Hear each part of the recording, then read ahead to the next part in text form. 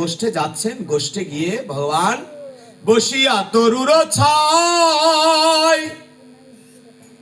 ওরে কানাই মুরলী রায় বংশী বাদন করে নিরন্তর, বংশী বাদন করে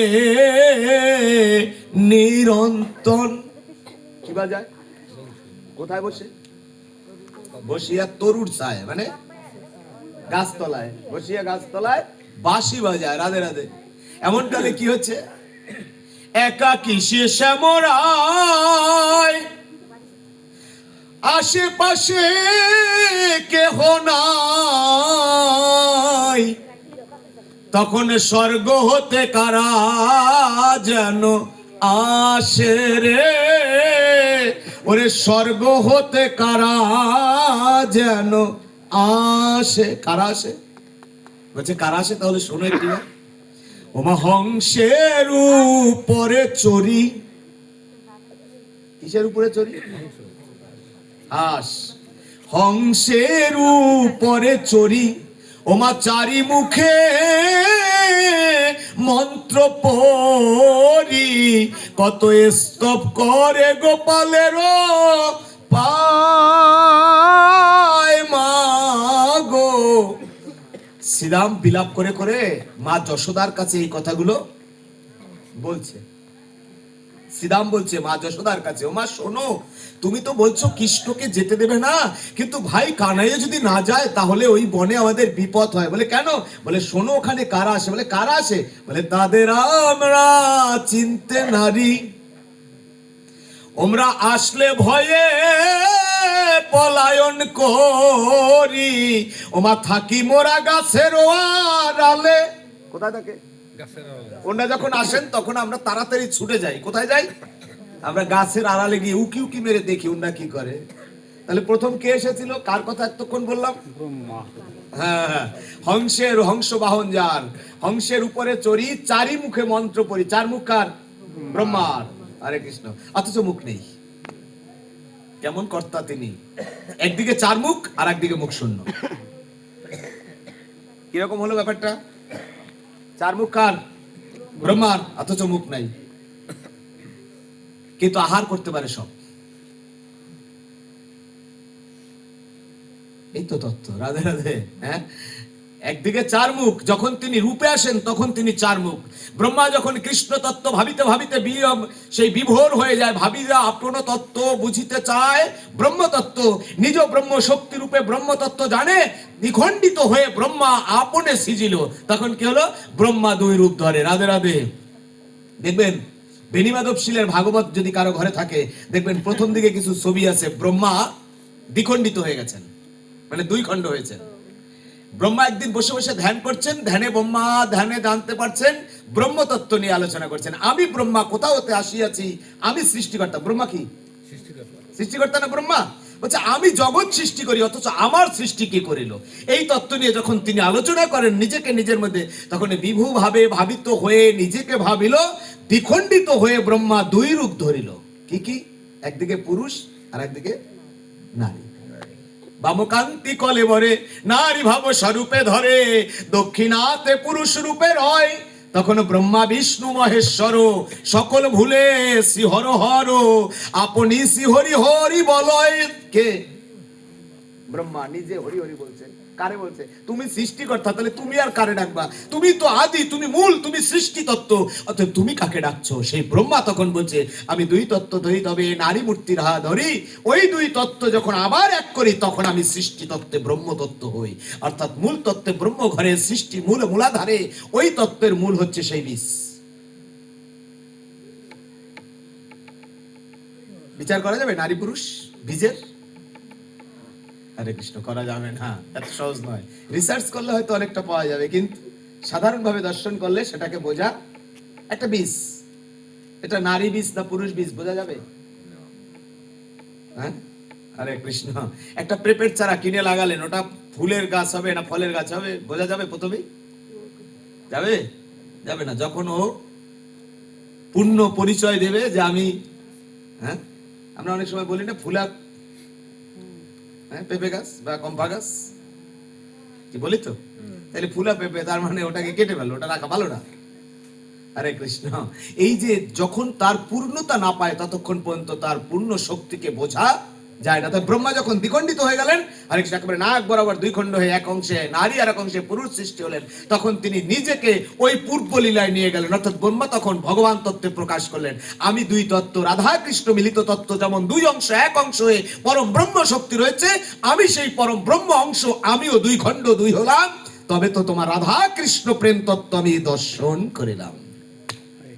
নিজে নিজে দর্শন করছে, নিজের মধ্যে নিজেকে দেখে। যদি বেনিমাধবের ভাগবত থাকতো দেখাতে পারতাম আপনাদের ছবিটা। রাধে রাধে। যাই হোক, তো কি হলো এবার, সেই পরম তত্ত্বে ভগবান শ্রীকৃষ্ণ ব্রহ্মা মানে ভগবান শ্রীকৃষ্ণকে দর্শন করে চারি মুখে মন্ত্র পাঠ করছে। কে পাঠ করেন? ব্রহ্মা। এবার আর একজন আসেন, কে আসেন? ওমা শোনো, আর একজন আসেন, কে আসেন? ওমা বিশ্বপীঠে আরোহণ, হাতে সিঙা ডুমুর নিশান, ও তার সর্বঙ্গ থাকে ভস্যে মাখা। মাগো কি কি? বিশ্বপীঠে আরোহণ, বিশ্ব মানে কি? সাত। বিশ্বপীঠে আরোহণ, হাতে সিঙা ডুমুর, ডুক ডুক ডুক ডুক, হাতে সিঙা ডুমুর নিশান মানে ত্রিশূল। হরে কৃষ্ণ। বিশ্বপীঠে আরোহণ, হাতে সিঙা ডুমুর নিশান, ওমা তার সর্বঙ্গে থাকে ভস্যে। ভস্য মানে কি? ভস্যে মাখা। মা গো, সে কি করে জানো মা? বলে কি করে রে?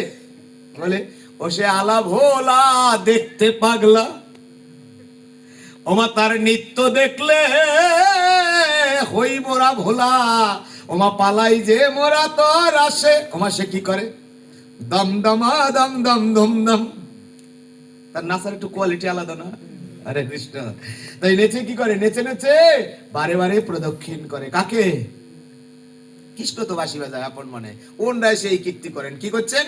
ওই গাছ সহ হরে কৃষ্ণ, কৃষ্ণের চতুর্পাশে ওনরা ঘুরতে আছে। রাধে রাধে। আর দেখবেন কীর্তন শেষ হয়ে গেলে কোনো জায়গায় যদি পরিক্রমা করে কীর্তনের ভোরবেলা, হরে কৃষ্ণ, ঠিক তখন রাধে রাধে কিছু লোক আছে আস্তে সরিয়ে দাঁড়ায়। রাধে রাধে।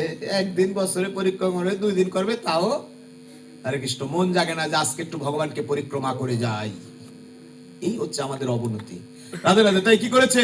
হরে কৃষ্ণ এই পরিক্রমা করছে, বিশ্বপীঠে আরোহণ যাক, বলছে তারও পাশে এক নারী, ওমা তুলনা না দিতে পারি, রূপে ঘোরই অন্ধকার না রয়। তার এত রূপ যে অন্ধকারেও যদি দাঁড়ায় তাহলে সেখানে অন্ধকার ঘুচে যায়, অন্ধকার থাকে না। অন্ধকার না রয়। রাধে রাধে। রূপে ঘোর অন্ধকার না রয়। বুঝতে পেরেছেন মা কার কথা বলেছে? কিন্তু একটা ঘটনা হয়, কি হয় জানো? ওমা ব্যাঘ্র চর্ম পরিধানে দেখলে ভয় আসে মনে, তখন দূরে দূরে পালাই মোরা তোর আসে। মাগো দূরে দূরে পালাই তোর আসে। কোথায় পালাই? তোর আসে। আমরা দূরে মানে তাড়াতাড়ি করে আমরা দূরে পালাই। হরে কৃষ্ণ। কার কথা বলছে? মায়ের কথা, মনসা মায়ের। হ্যাঁ না, শিবের পাশে এক নারী, মনুষা না, শিবের পাশের নারী পার্বতী দেবী। রাধে রাধে। ওনার পলাই কেন? ওই যে ব্যাঘ্র চর্ম পরিধানে, ওমা তার জটা জুট তিলোচন, ওমা ভঙ্গে ভস্যে থাকে বিভূষণ, দেখলে মোদের ভয় এসে যায়। ওই যে পাগলা পাগলা ভাব, এই জন্য দেখলে মোদের কি হয়? ভয় এসে যায়, তাই আমরা পালাই। ওমা আর একজনের কথা শুনবে জানো?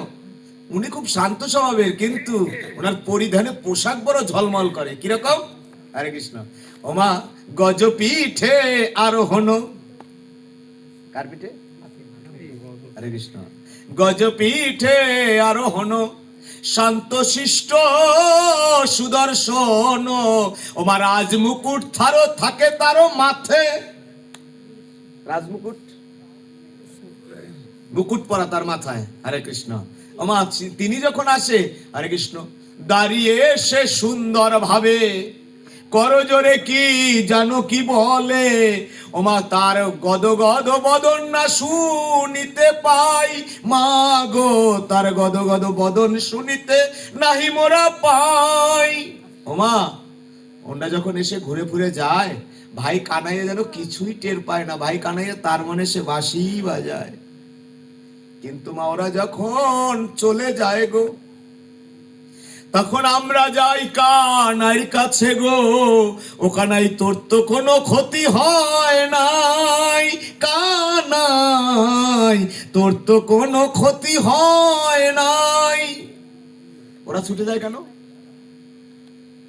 ভাই কানার কাছে তাড়াতাড়ি করে ছুটে যায় যে ওর ওই অত বড় বড় লোকজন আসলো, ওরকম আমরা ভয়ে পালাইছি, ও তো পলায় নাই, ওর কোনো ক্ষতি হইলো কি?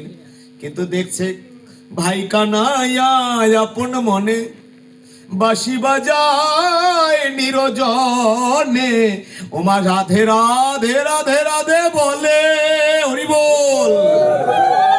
ভাই কানাইয়া রাধে রাধে, হরে কৃষ্ণ, বাঁশিতে রাধে রাধে বলে ভাই কানাইয়ার বাঁশিতে, হরে কৃষ্ণ। সেই তো বৃন্দাবন লীলা, রাধে রাধে। এই তো গোষ্ঠ লীলার, হরে কৃষ্ণ, হ্যাঁ, প্রাপ্তি লীলা, গোষ্ঠ লীলার প্রাপ্তি শক্তি। তা নিত্য করি সাই কৃষ্ণ তত্ত্ব বুঝিবারে, আপন করে মানিতে চাই, আপন গোষ্ঠ তত্ত্ব নিত্য করি ঠাই, গোষ্ঠ উত্তরণ তত্ত্ব রচে আবার মজে যাই। একদিন, হরে কৃষ্ণ, ভগবান শ্রীকৃষ্ণ, আপনারা জানেন সুদামা ঠাকুর দেখা করতে গিয়েছিল কৃষ্ণের সাথে, এসেছিল কিনা?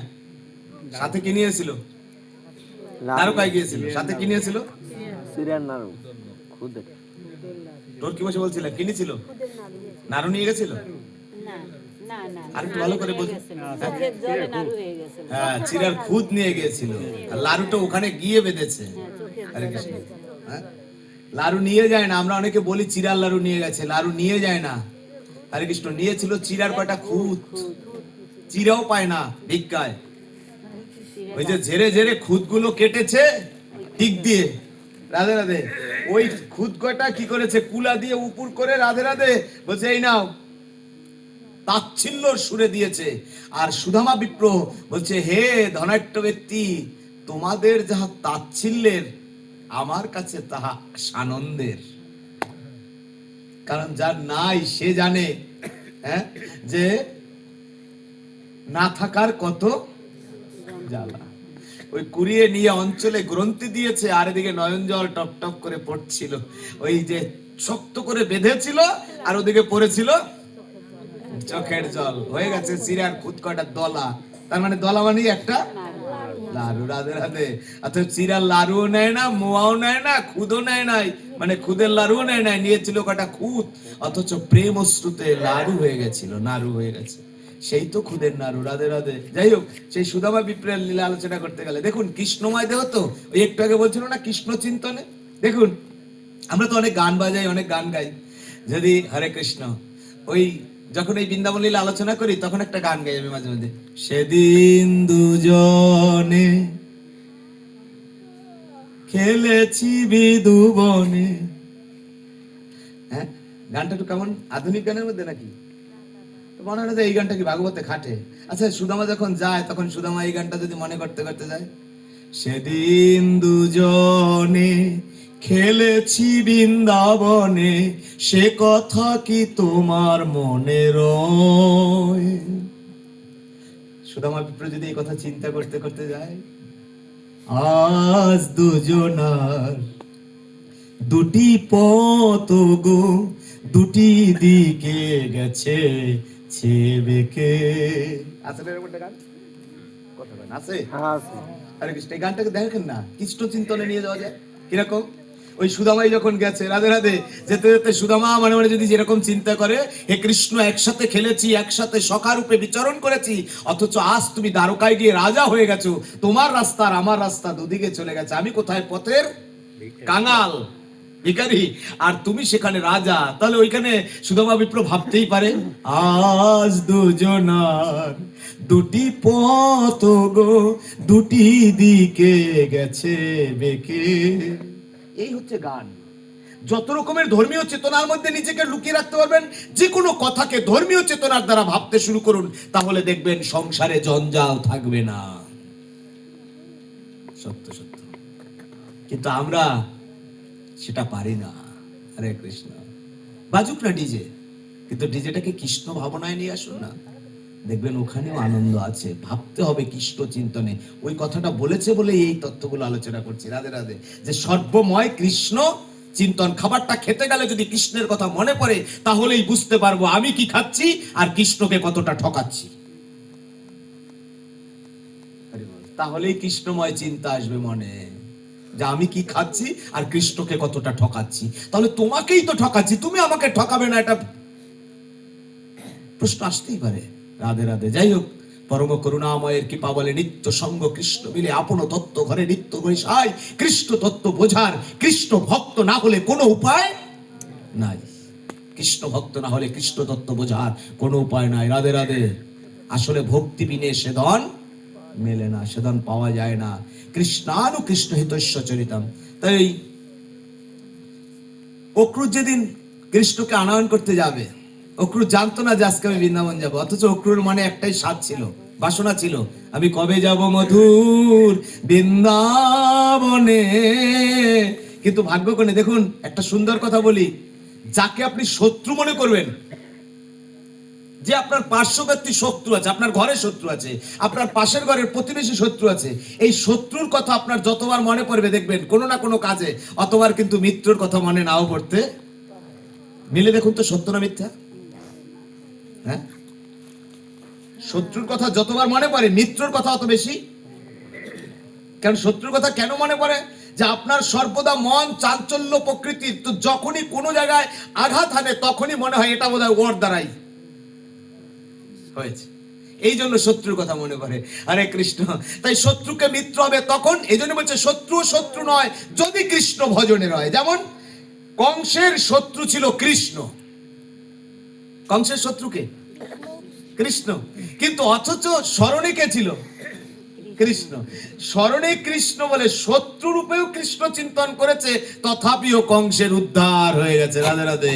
কংসের সেই মুক্তির রাস্তা তৈরি হয়েছে। এই জন্য বলছে, তোমার চিন্তনেও যদি কৃষ্ণ ভাব থাকে, তোমার বলনে যদি কৃষ্ণময় থাকে, তোমার দর্শনে যদি কৃষ্ণ চিন্তা থাকে, তাহলে তুমি সেখান থেকে উত্তীর্ণ হয়ে ভগবত ভক্তি লাভ করতে পারবে কৃষ্ণময় ভাবনায়। রাধে রাধে। ভক্তি প্রেম গুজ্জ গুজ্জাতীত সর্বাত্মিক শক্তিমিতি অনাদিতম কৃষ্ণমিতি স্বরূপায়ম স্বভক্তি শ্রেয়ম দদাতি কন্তে পরিপ্রায়ম স্বভক্তির্মিতি স্বভাবাত্মিকম। হরে কৃষ্ণ। তাহলে কি বলছে? ইন্দ্রিয় তৃপ্তির জন্য যাহা কিছু করছো, এতে শুধু কেবল তোমার দেহ সুখ পরিলক্ষিত হচ্ছে, কিন্তু আত্মতৃপ্তির জন্য কি কিছু করেছো? হরে কৃষ্ণ। রাধে রাধে। কি বলছেন? আত্মতৃপ্তির জন্য কি কিছু করেছো? সুধীজন আসুন, আমরা একটা গল্প শুনি, কৃষ্ণময় গল্প। রাধে রাধে। শ্রীমৎ ভক্তমাল গ্রন্থ থেকে আস্বাদন করছি। এর আগেও আমি অনেক জায়গায় বলেছি। ভক্তমাল, বৃহৎ ভক্তমাল গ্রন্থ থেকে আস্বাদন করছি। গ্রামের একটি ছেলের নাম হচ্ছে রামাই। কি নাম? রামানন্দ। কেউ রামাই ডাকে, আর সহজ করে কেউ ডাকে রামু। কি ডাকে? রামু। রামু। দেখুন, এই রামু ছেলেটি অত্যন্ত সহজ সরল। হরে কৃষ্ণ। এতই সহজ সরল, ওকে গ্রামের লোকে ওকে দিয়ে কোনো অনুষ্ঠানে বিশেষ কিছু কাজ করায়, যে কাজগুলো সাধারণ কেউ করে না। অর্থাৎ নোংরা পরিষ্কার করা। তার আগে কাজ হচ্ছে, তৎকালীন সময় এত টিউবওয়েল ছিল না, এত পুকুর ছিল না, অনেক দূর থেকে, গ্রামে দুই একটা পুকুর থাকতো, এরকম দূর থেকে জল এনে কোনো অনুষ্ঠান পালিত হতো। তো ওই ছেলেটিকে দিয়ে জল আনাতো। কি আনাতো? মেটে কলসি, মাটির কলসিতে, এই মাটির কলসিতে করে জল আনাতো। তো ওই ও ভক্তিযুক্ত ভাবে ওই জল আনতো। যদি ওকে বলা হতো যে প্রত্যেক কলর জল আনবি আর একটা করে ডুব দিবি, ও প্রত্যেক কলর জল আনার সময় একটা করে ডুব দিত। হ্যাঁ, বলুর মতো। রাধে রাধে। হ্যাঁ, তো এরকম একেবারে সহজ সরল ছেলে ছিল ওই রামু। কিন্তু দেখুন, বলেছিলাম আপনাদের কাছে এটা, হ্যাঁ? কোথায় যেন বলেছিলাম পাঠে, রাধে রাধে। এই রামু কি করেছে, ভক্তি প্রেমের উন্মাদে প্রেম ভক্তি অর্ঘ্য আস্বাদনে রামু একান্ত নিত্যগত হয়েছে, যে একান্তই যেখানে অনুষ্ঠান পড়ে সেখানে ছুটে যায়। তো ওই রামু যতবার অনুষ্ঠানে যায় ওই কাজই করেন, বস্তা টানায়, লাকড়ি টানায়, সব ভারী কাজগুলো ওর ভাগ্যেই পড়ে, আর ও স্বাচ্ছন্দ্যে করে। একদিন কি হয়েছে, হঠাৎ করে আরে বল অভিষেকা বিশ্বকা, ওই যে রামু জল আনে, ওই জল দিয়ে রান্না করলে ও কি বৈষ্ণব সবাই লাগে? আছে না নাই গ্রামে? দেখবেন আছে না? জোরে বলেন রাধে রাধে। বললো না, আরেকবার রাধে রাধে, আরো জোরে রাধে রাধে, আরো জোরে রাধে রাধে, আরেকটু জোরে রাধে রাধে। ভগবান, ঝগড়া করা দেখতে পারতাম না গো। যে কি জোরে বাইরে সাউন্ড, হরি বল, হ্যাঁ, হরে কৃষ্ণ, নিতাই গৌর হরি বল।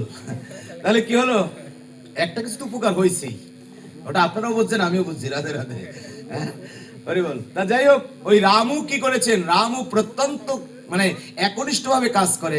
এখন ওই গ্রামের একজন বলছে, বিশাখাকে বলছে, ও বিশাখা কি ওই রামু যে জল আনে ওই দিকে ভোগের রান্না, ওই দিকে বৈষ্ণব সেবার রান্না বান্না হয়? বলছে না, ঠিকই তো বলছিস, ওদিকে তো হয় না, তাহলে কি করা যায়? বলছে একটা কাজ কর, রামুকে বাদ দে, নিজে রান। এখন বলছে নে তুই তাহলে কলসটা, কয় না আমার মাজা ব্যথা।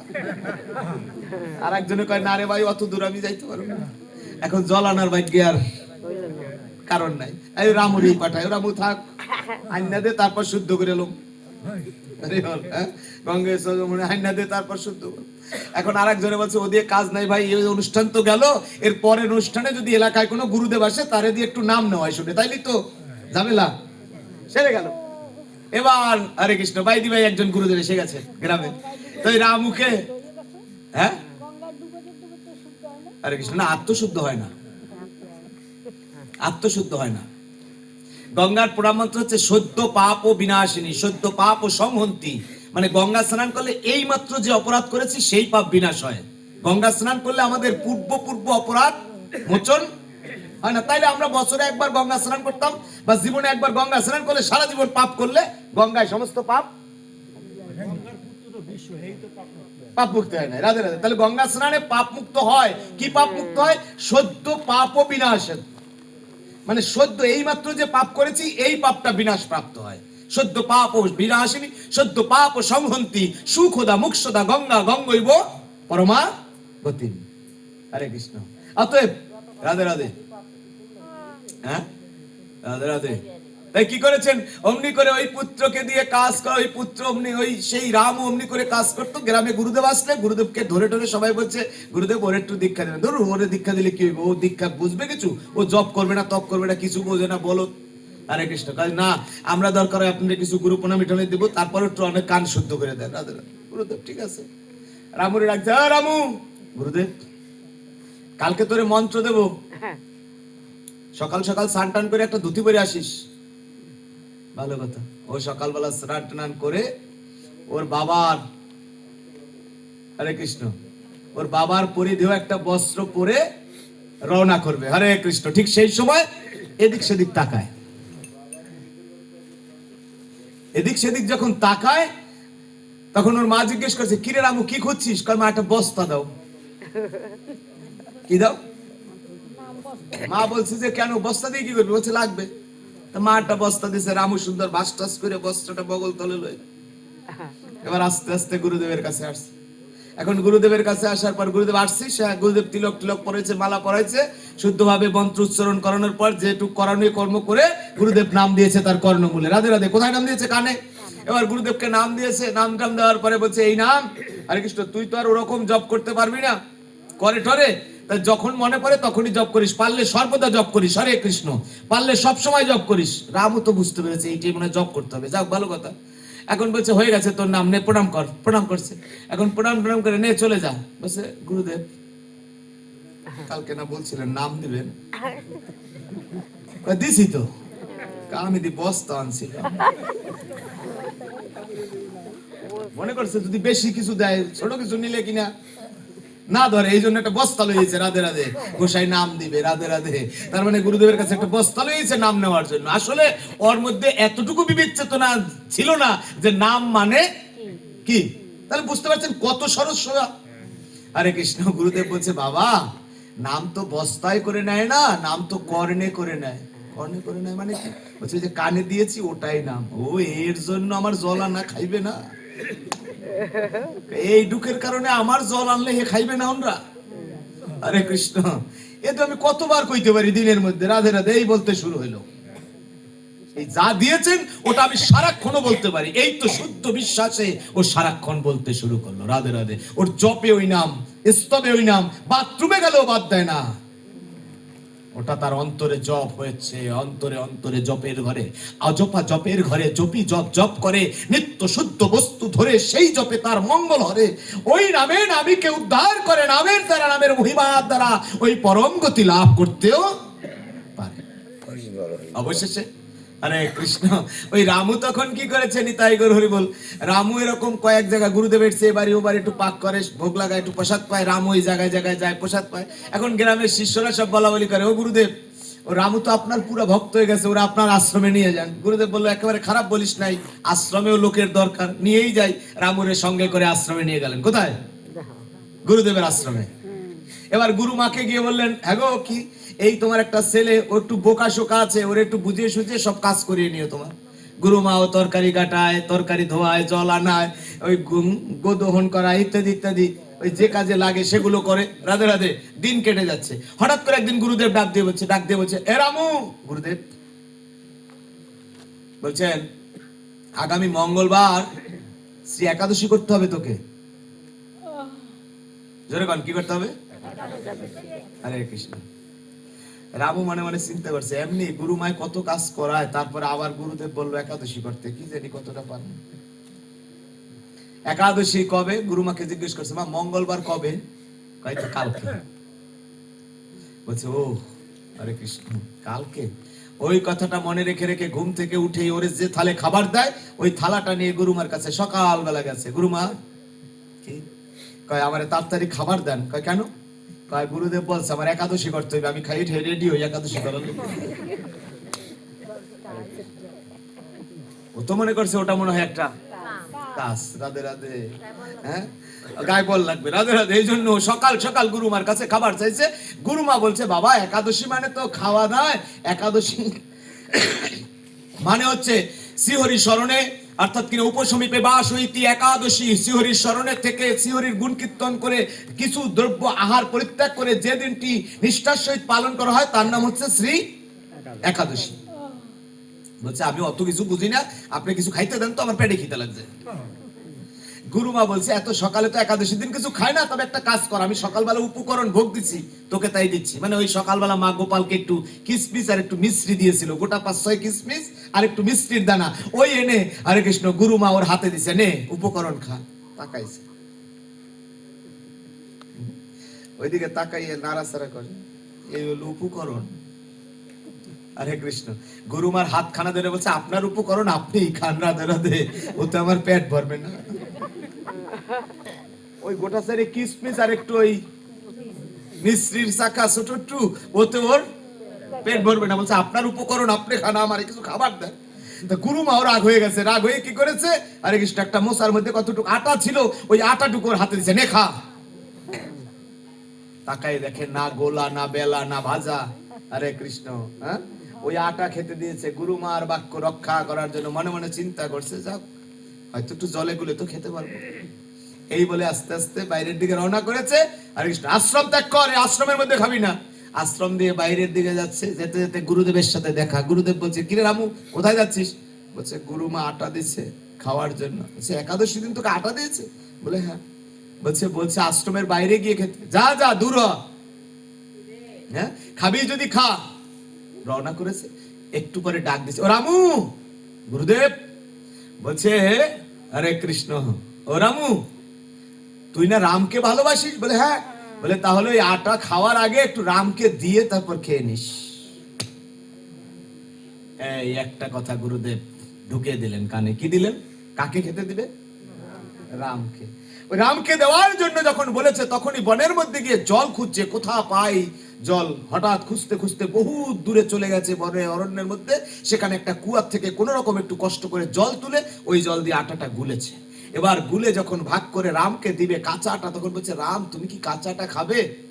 আমি না হয় খেয়ে নিলাম। মনে মনে চিন্তা করেছে, আমি শুনেছিলাম পাথরে ঘষলে আগুন জ্বলে।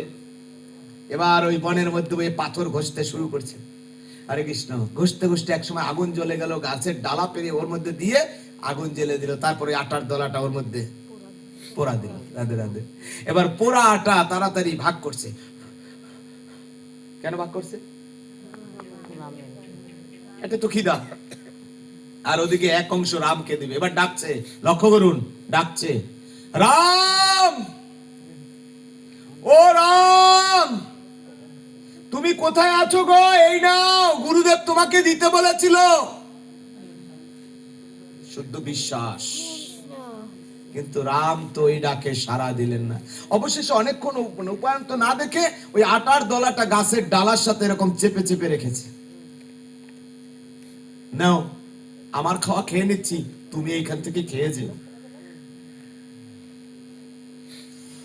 কৃষ্ণ চিন্তনে মন নিত্য করি ঠাই, কৃষ্ণ চিন্তন করিতে পারিলে রক্ষা করার মতো আর কারোর দরকার নাই। ওই বনের মধ্যে ওই আটাটুকু রেখে ও তো চলে গেছে। গুরু মা বলছে, কিরে রামু, এতক্ষণ কোথায় ছিলি? বলছে, ওই তো আটা খেতে অনেক দূরে চলে গেছিলাম, কিন্তু রামকে তো পেলাম না। অবশ্যই রামের অংশ রেখে এসেছি মা।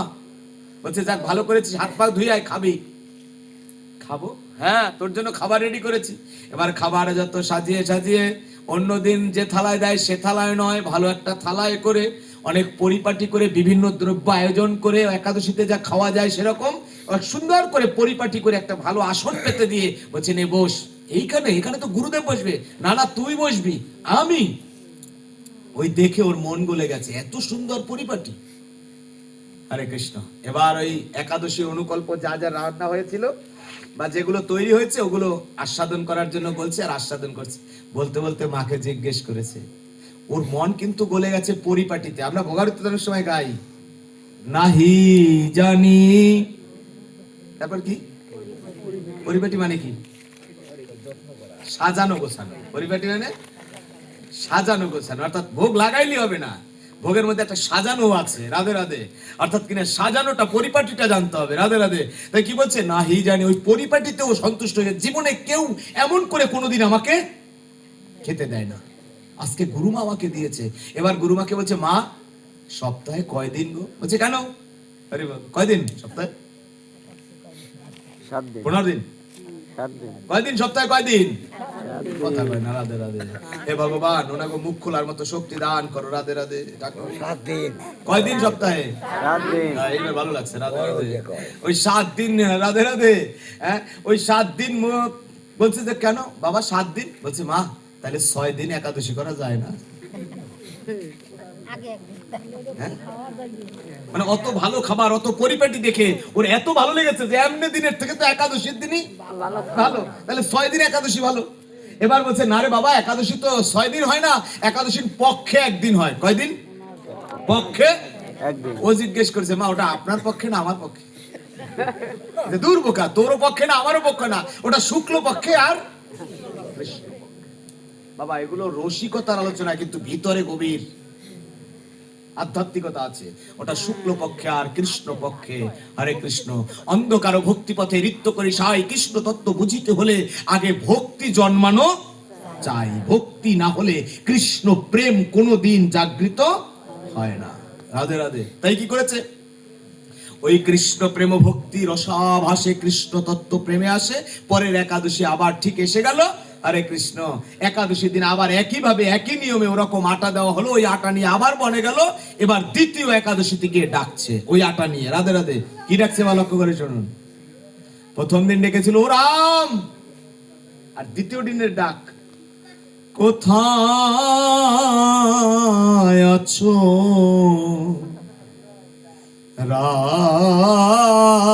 রামচন্দ্র, তুমি একবার দেখা দাও আমায়। কোথায় আছো ও হরি রামচন্দ্র,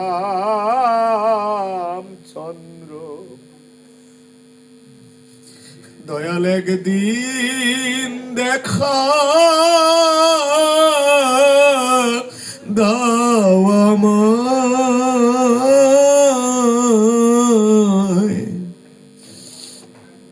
একদিকে ডাকছে আর একদিকে নয়নের জল টল টল করে বলছে, প্রভু হে রাম,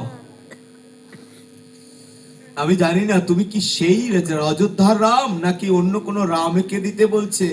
তুমি যেই হও আমি তোমাকে ডাকছি, একবার এসো। যখন ডেকে ডেকে কেঁদে কেঁদে রামচন্দ্রের জন্য বেকুল হয়েছেন, সীতা দেবীর পাশেই বসা ছিলেন রামচন্দ্র। সীতাকে ডাকতে বললেন, সীতা তুমি একটু অপেক্ষা করো, আমি আমার ভক্তকে দেখা দিয়ে আসি। আমার রামচন্দ্র দ্রুত গতিতে ছুটতে শুরু করলেন ওই রামুকে দেখার জন্যে। এসে রামুর সম্মুখে দণ্ডায়মান হয়ে বলছে, রামু এই দেখ আমি এসেছি। তাকিয়ে দেখছে এক সুদর্শন পুরুষ। বলছে, ও তুমি তাহলে রাম, এবার নাও তো দেখি। বাবা কত কাঁদলাম তোমার জন্য, আসো না বলে। এই নাও তোমার ভাগের অংশ, তুমি নিয়ে যাও তো, আমি আমার পেটে খিদা পাইছে। দেখুন গীতায় বলছে, জ্ঞানী ভক্ত আমার। ওই সময় যদি ওর জ্ঞান থাকতো যে আমি কাকে ডেকেছি, কে এসেছে, কাকে ডাকলাম, কে এসেছে, অথচ সেটা না বুঝে ওর ওই খিদার কথা মনে পড়ে গেছে, অর্থাৎ ওই জড় জগৎ। আমাদেরও তেমনটা, অর্থাৎ কৃষ্ণ কৃপা করতে আসেন, কিন্তু আমাদের এই জড় ভৌতিক দেহ নিয়ে ওই জড় জগতের চিন্তা করে করে এই জগতের মধ্যে মজ্জা থেকে আমরাও কৃষ্ণের চরণামৃত, কৃষ্ণের চরণাম্বুজ শক্তিকে দর্শন করতে। রামচন্দ্র ওই অংশটুকু নিয়ে চলে গেলেন, ঝলকে পলক দিয়ে ও গৃহে চলে গেলেন।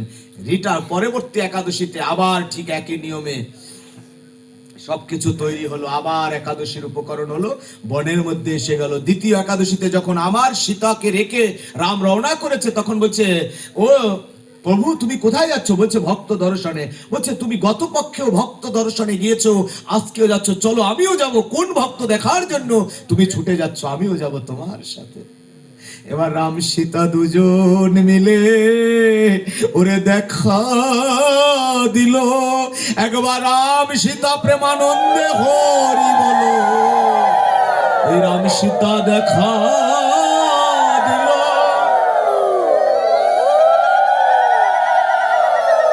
দেখা দিয়েছে রাম সীতা, অপ্রাপ্তি কিছু রইলো? আর পরের একাদশীতে একই নিয়মে আবার ডাকলো, আবার প্রভুকে বলছে, প্রভু হরে কৃষ্ণ তুমি একা যাচ্ছ, আমিও যাব।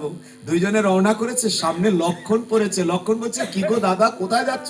বলছে, ভক্ত দর্শনে। বলছে, তোমরা কেন একা যাবে? আমিও যাব তোমাদের সনে, চলো যাই ভক্ত দর্শন করিবার তরে। এবার রাম লক্ষণ সীতা মিলে এসেছে ভক্তের ঠাই, কিন্তু ভক্তের জ্ঞানের অভাবের কারণে আমার প্রভুকে চেনার মতো জ্ঞান ওই রামুর তো নাই। রামু তো চিনতে পারলো না, ডাকছে কিন্তু চিনতে পারেনি। অবশেষে কি হলো? ওদিনও চলে গেল। চতুর্থ দিনের দিন, রাধে রাধে, কি হয়েছে জানেন? যখন রাম লক্ষণ সীতা রওনা করেছে ভক্ত দর্শন করতে, পথিমধ্যে হনুমান ডাক দিয়ে বলছে, প্রভু তুমি কোথায় যাচ্ছ? বলছে, কেন রে? ভক্ত দেখতে, ভক্ত দর্শনে যাচ্ছি। বলছে, আমি তোমার ভক্ত, অথচ আমার জন্য এমনটি না হয়ে কোন ভক্তের জন্য তুমি যাচ্ছ? আমিও যাব সেই ভক্ত দর্শনে। ওরে দেখিলে সেই ভক্তের বদন, আমি ধরিব তার ওই চরণ, যদি ওই ভক্তের চরণে কৃপা পাই, ভক্তের চরণে কৃপা পাই। এই বলে হনুমান রওনা করেছে ধীরে ধীরে রামের সামনে। আর চারজন মিলে যখন এসেছে, চতুর্জনা সঙ্গে করি এসেছে যখন, তখন দেখে দেখে রামু কেঁদে কেঁদে বক্ষ ভাষায়, আর এদিকে দেখতে পাচ্ছে একটা হনুমান আসছে, তাড়াতাড়ি গুজাচ্ছে। ওই আটার খণ্ড যখন রামের হাতে দিল, রাম প্রথমে একটু দর্শন করে হনুমানকে দিল। হনু প্রসাদ পাচ্ছে আর নৃত্য করছে। আর হনু কি জানো কি ডেকেছে রে।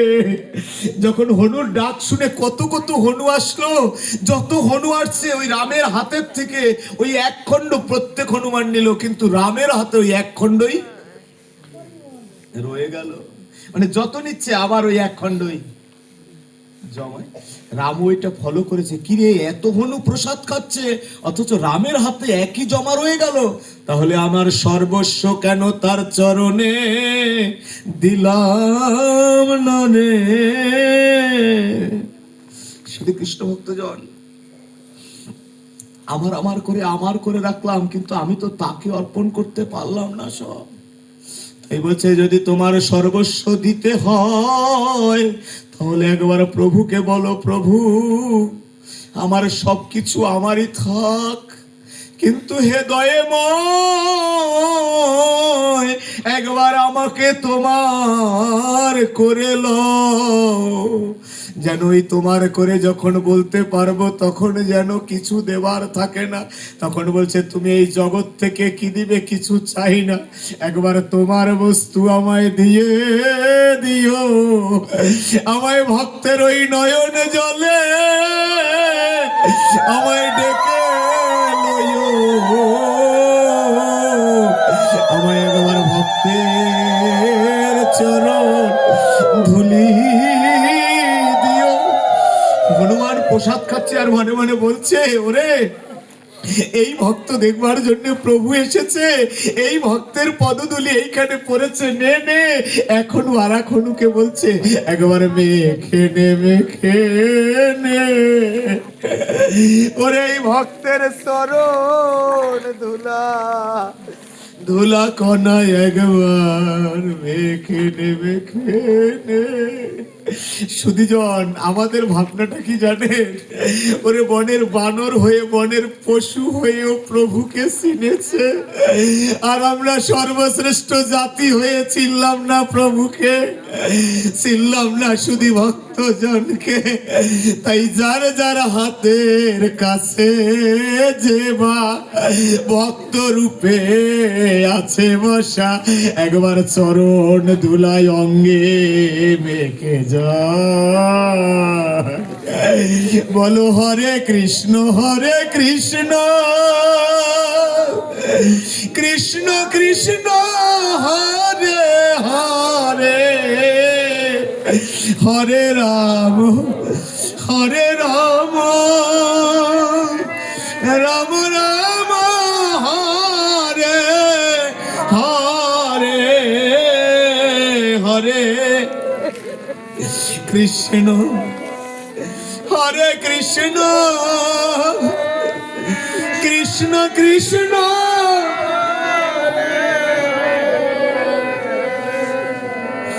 হরে রাম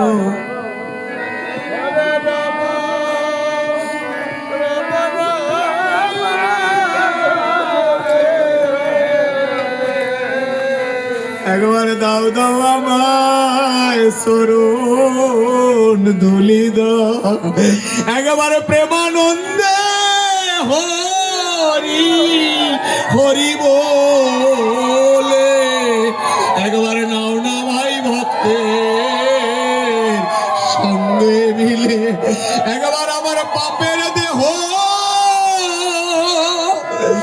শীতল করো।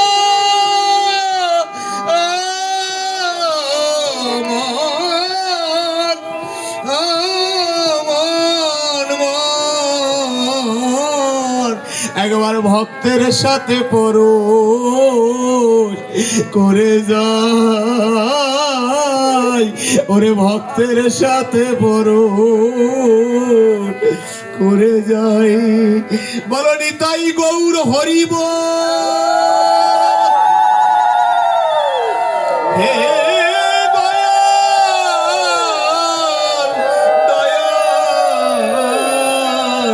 আমার মন মজে না কৃষ্ণ নামেতে, আমার মন গলে না কৃষ্ণ নামেতে। কেন বলবে? আমি যে মায়ায় জড়িত, আমার দেহটা যে মায়ায় আশ্রিত, আমার তো কৃষ্ণ নামে নয়ন জল আসবে না। তার থেকে দেখবেন যদি কারো পুত্র মরে কত কাঁদে নয়ন জলে, ও তো মায়ার কান্না কাঁদে জীবন ভর। যদি স্বামী কারো যায় গো আগে, কাঁদে দিবা রজনী কালে, কৃষ্ণ বলে মন কাঁদে না, কৃষ্ণ বলে মন কাঁদে না, কৃষ্ণ বলে মন কাঁদে না। অথচ কাঁদে কি জন্যে? মায়ার জগতে যাদের জন্য, অথচ তারা আমার কেউ নয়, তাদের জন্য বেশি কান্না করি, কিন্তু কৃষ্ণ বলে কাঁদি না। ভাবিতে কৃষ্ণ চিন্তন করিয়া সে মন, কৃষ্ণ কথা করিতে করিতে নয়নে আসে না ক্রন্দন। নিত্য করি সত্যনিষ্ঠ ভক্তি প্রেম শূন্য রস, তাতে কি মিলায় প্রভু ওই কৃপা অনুগ্রহ প্রেম সাধ্য স্বর। নিত্য করি ঠাই কৃষ্ণ কৃপা পেতে যদি যাই, তাহলে সাধু সঙ্গ ছাড়া কোনো উপায় নাই, সাধু সঙ্গ ছাড়া কোনো উপায়। আর সেই সাধু সঙ্গের মধ্যে ভক্তি জাগাতে হবে, প্রেম জাগাতে হবে। তাহলে কিভাবে? দাহ্য করি অভিমান ছাড়ো নিত্য রস, আপন করিয়া কৃষ্ণ তত্ত্ব ভাবো, কৃষ্ণে যেন মন হয় বশ। হইলে বশীভূত কৃষ্ণ তত্ত্ব করি সাই, একদিন কৃপা করিবে আমায় বৈষ্ণব গোসাই।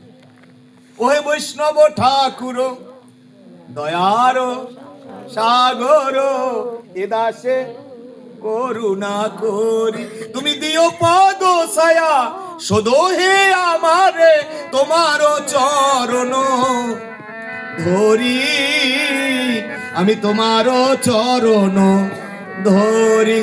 ভাবে আমি তো কাঙাল, কৃষ্ণ কৃষ্ণ বলি, আমি তো বলি, ধাই তব পাছে পাছে, ধাই তব পাছে আছে। আমি পিছে পিছে চলি কার? যারা কৃষ্ণ কাঙাল, আমি কৃষ্ণ কাঙালের পাছে চলিব, যাতে ওই কাঙাল হয়ে তাকে ভালোবাসিব। আমি কৃষ্ণ কাঙালের পাছে চলিব। হরে কৃষ্ণ। আমার একটাই লক্ষ্য, আমি যেন ভক্তের পশ্চাতে চলতে পারি, গুরুকে লক্ষ্য করে সেই কৃষ্ণ ভক্তের প্রেম তরঙ্গের দ্বারা ভক্তির উপাজয় করতে পারি।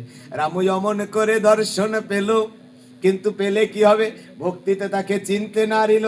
এবার রাম সীতা লক্ষণ এলো, সঙ্গে হনুমান, বলো কি ভাই আজ বাকি রহিল, সবই শাস্ত্রেরও প্রমাণ। কি কি এলো? রাম লক্ষণ, আর সঙ্গে কে এলো? তার মানে ওর পাওয়ার আর কিছু বাকি, কিন্তু পেলে কি হবে? ও পেলেও ভালো, তার না পেলেও ভালো, কারণ তার বিবেক দিয়ে বুঝিতে নারিল। কে বুঝতে পারে নাই যে এ কারা ছিল? রাধে রাধে। তাই ঝলকে দিয়ে পলকে আসিল, বুঝে চলে গেল। কিন্তু একটা কথা তার মাথাতে ছিল, ও তো গুরু বাক্য শিরে ধরিল। কি বাক্য? কি শিরে ধরিল? ওই যে একটা বাক্য শিরে ধারণ করেছে, কি? রামু, তুই না রামকে একটু ভালোবাসিস, রামকে দিয়ে ওই যে গুরুর একটা বাক্যে ভক্তের করুণা হয়ে যায়।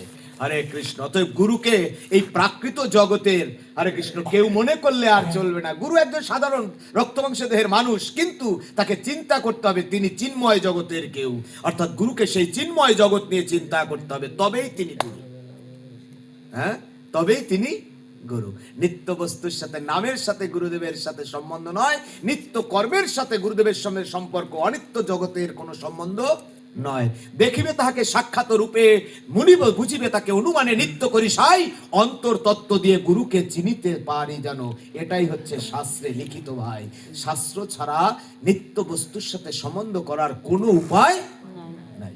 শাস্ত্র মানতে হবে, গ্রন্থ মানতে হবে। আসুন পাইয়া এবার সকলে ভুলে আসিল আপন গৃহে, মাকে বলিল মা আজকে যেন আসিল ধে। বলছে মা জানো ওরা তো আসেই, তার সঙ্গে একটা বানর এসে কারা আসে? বলে মা জানো না, তিনজন এসে, প্রথম তো একজন আসে, তারপর তোমাকে বলছিলাম আরেকটু আটা বাড়াই দিও, তুমি তো শুনলা না, ওইটুকু আটা দিছো। কিন্তু আমিও সেরকম, আমি ওদেরকে বেশি দেই নাই, ওদের ভাগের টুকু অগো দিছি। কিন্তু আস্তে আস্তে ওরা কয়জন আসছে জানো? বলে কি? বলে প্রথম তো একজন আসছে পুরুষ, এরপর আসছে একজন নারী, ওরপর আর একজন আসছে উনিও পুরুষ। এ তো ভালো কথা, মা শেষকালে সেটা বানর। আরে কৃষ্ণ, গুরুমা তো বুঝতে পেরেছে কারা এসেছে। গুরুমা বলছে রে কি রামু, কারা এসেছিল?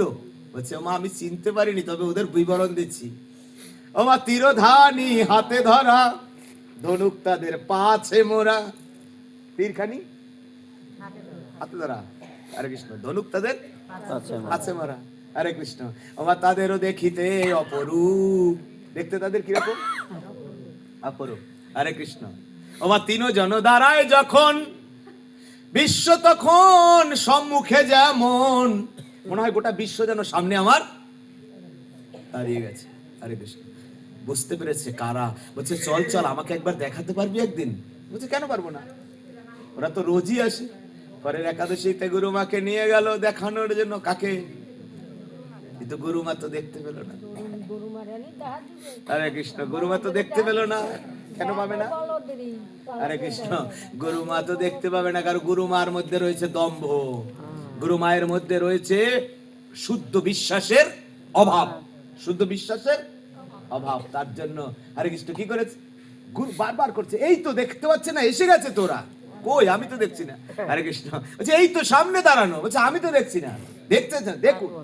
যখনই ভক্ত ধরেছে গুরুর স্পর্শে, ভক্তের স্পর্শে, গুরুমা খানিকক্ষণের মধ্যেই অর্থাৎ এক ঝলক দর্শন করিল।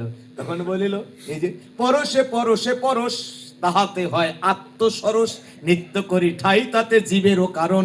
নিত্য শুদ্ধ হলে পরে, ভক্তের পরশ নিলে পরে, ওই ভক্তের পরশে দেহ সরস হলে, অভিমান ত্যায্য হলে, তখন গুরু গোবিন্দের কৃপা মিলে। আর সেই জায়গাটায় আমরা নিজেকে অনেকটা পিছনে রাখি, যে ভক্তি প্রেমের অর্ঘ্য শিরে কৃষ্ণ তত্ত্ব জানো বারে, বারে বারে করি ঠাই কৃষ্ণ বিহনে জনম কাটানোর কোনো সার্থকতা। এই জন্যই মহাপ্রভু বলেছেন আমাদের ভজ কৃষ্ণ, জপ লহ, ভজ কহ কৃষ্ণ, ভজ কৃষ্ণ লহ কৃষ্ণ। মহাপ্রভু কি শিক্ষা দিলেন? কাকে বলতে বলছেন? না, ওটা মহাপ্রভু বলেন নাই। ভজ গৌরাঙ্গ বলছিল নিত্যানন্দ, নাকি কে বলছিল? নিত্যানন্দ বলছিল ভজ গৌরাঙ্গ, কহ গৌরাঙ্গ, লহ গৌরাঙ্গের নাম। এর পরের লাইন কি? যে জন গৌরাঙ্গ ভজে, এটা বলেছিল নিতাই। নিতাই এটা বলে নাই। নিতাই কি বলছিল? মনে রাখতে হবে। নিতাই বলছিল যে জনে গৌরাঙ্গ ভজে সে হয় গৌরের প্রাণ। নিতাইয়ের কথা। অদ্বৈত গোসাই বলছে না না, ওসব সারো। হরে কৃষ্ণ, হেন নিতাই বিনে ভাই রাধা কৃষ্ণ পেতে নাই, এটা অদ্বৈত গোসাইয়ের কথা। আর গদাধর বলছে না প্রভু, আচার্য তোমার কথা সারি আমার কথা ধরো। ওরে কে আনিল রে, কোথায় ছিল রে, মধুমাখা হরিনাম। এটা আচার্য গদাধরের, এটা আমরা গাই। কিন্তু গদাধর প্রভুর যেটা কথা ছিল, কে আনিল রে, কোথায় ছিল রে, ওই সে চৈতন্য গোসাই। শিবাস পণ্ডিত বলছে গদাধর তোমার কথাও রাখো, আমি বলি শোনো। হরে কৃষ্ণ, কি বলছেন গদাধর? তখন গদাধর প্রথমে গাইলেন ভজ শ্রী কৃষ্ণ চৈতন্য, তারপর কি? প্রভু নিত্যানন্দ, তারপর শ্রী অদ্বৈত গদাধর। না, এটা গদাধর গায় না। এই গোপন কথাগুলো রাধে রাধে, আবার যদি কীর্তনের অঙ্গনে কোনোদিন পাঠ করি আবার আলোচনা করবো। রাধে রাধে, এই গোপন কথাগুলো অর্থাৎ গোপন তথ্যগুলো তাদের মধ্যে কি ছিল? শিবাস পণ্ডিত গাইছে, কি গাইছে লক্ষ্য করুন। ভজ শ্রী কৃষ্ণ চৈতন্য প্রভু নিত্যানন্দ, শ্রী অদ্বৈত গদাধর আদি যত গৌর ভক্ত বৃন্দ। নিজের নাম ঢুকায় না, শিবাস আদি বলে নাই, বলছে গদাধর আদি যত। তার মানে আপনাকে বড় বলে, নিজের নাম ঢুকাইলেন না, ওই চারজনকে বড় করেছেন। হ্যাঁ, শ্রীকৃষ্ণ চৈতন্য প্রভু নিত্যানন্দ শ্রী অদ্বৈত গদাধর আদি যত, গৌর ভক্তবৃন্দ। হরে কৃষ্ণ। শ্রীবাস পণ্ডিত গাইলেন, চাপার হয়ে গেলেন। ছিল নরোত্তম দাস ঠাকুর মশাই এসে বলছেন পণ্ডিত তো। নরোত্তম দাস ঠাকুর মশাই প্রেম দিয়ে বললেন, না না শ্রীবাস, তুমি বিহনে পূর্ণ তত্ত্ব হয় না। পঞ্চ আত্মা পঞ্চশক্তি পঞ্চ ধরে ধরে পঞ্চরসের করণ কর্ম পঞ্চজনে করে আত্মনিষ্ঠ ভক্তি বলে কৃষ্ণ তত্ত্ব বশ। ওই পঞ্চতত্ত্ব স্মরণ না করিলে কৃষ্ণ জাগে না তার প্রেম রস। অতএব পঞ্চতত্ত্ব স্মরণ নাই, তার ভিতরে কৃষ্ণ প্রেম। এই জন্য কৃষ্ণ নাম গাওয়ার আগে ওই পঞ্চতত্ত্ব একবার স্মরণ করে। রাধে রাধে। মালার মধ্যে কি করে? উতাত্তায় নমো, জীবাত্তায় নমো, আত্মতত্ত্বায় নমো, গুরুদেবায় নমো, এরকম প্রথম কার নাম? ওই পঞ্চতত্ত্বকে। হরে কৃষ্ণ। ওই নামের মূল শক্তি জাগানোর জন্য ওই পঞ্চতত্ত্বকে আগে স্মরণ করতে হবে। রাধে রাধে। হরি বল। তাই পঞ্চতত্ত্বকে আগে স্মরণ করে পূর্ণ তত্ত্ব হরিনাম করতে হবে। তাই কি করেছে শিবা? ওই আমাদের ছিল নরোত্তম দাস ঠাকুর মহাশয়, তিনি কি করেছেন? উনি প্রথমে লিখতে বসেছেন। হ্যাঁ, পালক নিয়ে তিনি লিখিতে বসিল, শ্রী শব্দ লিখে আর লিখিতে না পারিল। আর লিখতে পারে নাই, মানে প্রেমে একেবারে বিগলিত হয়ে গেছেন। তখন হরে কৃষ্ণ, কৃষ্ণদাস কবিরাজ গোস্বামীকে ডাকা হলো, হে কৃষ্ণদাস তুমি লিখে দাও। তখন কৃষ্ণদাস লিখেছে। তা লক্ষ্য করুন, এই ভজ শ্রীকৃষ্ণ চৈতন্য এই কীর্তনটা লিখেছে কে? কৃষ্ণদাস কবিরাজ গোস্বামী। আর বলেছিল কে? ছিল নরোত্তম দাস ঠাকুর মশাই। আর গায় কারা? সব ভক্তরা। গায় কারা? তো ছিল নরোত্তম দাস ঠাকুর মশাইয়ের উদ্ধৃতিতে কৃষ্ণদাস কবিরাজ গোস্বামী লিখে দিয়েছেন। কি লিখেছেন? তখন লিখেছেন, ভজ শ্রীকৃষ্ণ চৈতন্য প্রভু নিত্যানন্দ শ্রী অদ্বৈত গদাধর শিবাসাদি গৌর ভক্ত। হরে কৃষ্ণ। সুধীজন, তাই করে নিবেদন, নিত্য করে আনুষ্ঠানিকতা আজকের এই আয়োজনের। তাহলে কি পেলাম আজকের এই লীলাটুকু শুনে, অর্থাৎ এই ভক্তমালের যে ভক্ত চরিত্র শুনে আমরা কি লাভ করলাম? বিশ্বাসে মিলায় বস্তু। হরে কৃষ্ণ। অনেক পণ্ডিত হয়ে ভগবান পাওয়া নাও যেতে পারে, অনেক বিদ্বান হয়ে ভগবানকে নাও পাওয়া যেতে পারে, কিন্তু শুদ্ধ বিশ্বাস ভক্তির দ্বারা ভগবানকে ভালোবাসতে পারলে ভগবানের করুণা পাওয়া যেতে পারে। উপস্থিত ভক্তবৃন্দ, আপনারা করুণা করবেন এবং এই এলাকায় যারা আছেন, অর্থাৎ এই পাড়ায় বিশেষ করে পশ্চিম প্রার্থীতে যারা আছেন, আমি একটা অনুরোধ করে যাব, যেহেতু সুন্দর একটা অনুষ্ঠান এবং সুন্দর একটা স্কুল চলছে, আপনাদের সন্তানকে এই স্কুলে পাঠান। গীতা শিক্ষার আলোকে কিছু শিখুক, কিছু জানুক। প্রত্যেক ঘরে ঘরে গীতাময় জীবন গঠিত হোক। গীতা নিয়ে প্রত্যেকের মধ্যে উন্মত্ত চিত্তে ভগবত প্রীতি জাগুক এবং প্রত্যেক ঘরে ঘরে এই গীতার আলোকে যেন আমাদের প্রেমাশ্রিত ভগবানের অপ্রাকৃত করুণা আমরা পেতে পারি। সেই লক্ষ্যে আমরা যেন পৌঁছতে পারি, এটা চেষ্টা করবেন। হয়তো সন্তান গিয়ে যদি হাঁটতে হাঁটতে ছোট্ট বাচ্চা একটা গীতার শ্লোক মুখস্থ পারলে দেখবেন ও নাচবে আর ওই গীতার শ্লোকটা হয়তো বা বলবে। হয় না এরকম? দেখবেন না, একসময় একটা গান ছিল, বৃষ্টি পরে টাপুর টুপুর পায়ে দিয়ে সোনার নুপুর। হ্যাঁ, ছোট ছোট বাচ্চারা কি করতে, এক পা দুই পা হাঁটতে পারে, ওরাও নাচে হরে কৃষ্ণ, একটু কোমর দুলে আর ওই গান গায়। রাধে রাধে। তাহলে ওরকম যদি গান ওদের জ্ঞানের মধ্যে চলে আসে, গীতার শ্লোকও যদি ওদের জ্ঞানে চলে আসে, তাহলে আপনার ঘর দিয়ে আপনার বাচ্চা হাঁটবে আর একটা গীতার শ্লোক বলবে, আপনার অজানা ভাবেও একবার আপনার গীতা পাঠ শ্রবণ হয়ে যাবে। গোল হরি বল। মঙ্গলটা কাদের? আমাদের প্রত্যেকের গিরের। আসুন প্রত্যেক ঘরে ঘরে গীতা পাঠে উদ্বুদ্ধ করুন। এই গীতা ক্লাসে স্কুলে পাঠান সন্তানকে। গীতা প্রেমে সকলে জানাই এবং সকলের কাছে অনুরোধ করি, প্রত্যেক ঘরে যেন প্রতিদিন অন্তত একটা শ্লোক, যে পাঠ করতে পারি অন্তত একটা গীতার শ্লোক যেন পাঠ হয়। হরে কৃষ্ণ। এটা গৃহের মঙ্গল, সংসারের মঙ্গল এবং বিশ্বের কল্যাণ বয়ে আনতে পারে। অদূর ভবিষ্যতের জন্য আমাদের সার্থকতা আসবে, এই আশা রেখে আজকের এই সনাতনী সংঘের প্রতি শ্রদ্ধা জ্ঞাপন করে সকল ভক্তের করুণাসিক্ত হয়ে আলোচনার মধ্যে যদি প্রথমার্ধে কেউ আলোচনায় কষ্ট পেয়ে থাকেন, ক্ষমা সুন্দর দৃষ্টিতে দেখবেন। সকলের কাছে এই প্রার্থনা রেখে আজকে মহামণি বেদব্যাস বিশ্রাম লাভ করুক। জয় জয় রাধা গোবিন্দ প্রেমানন্দে।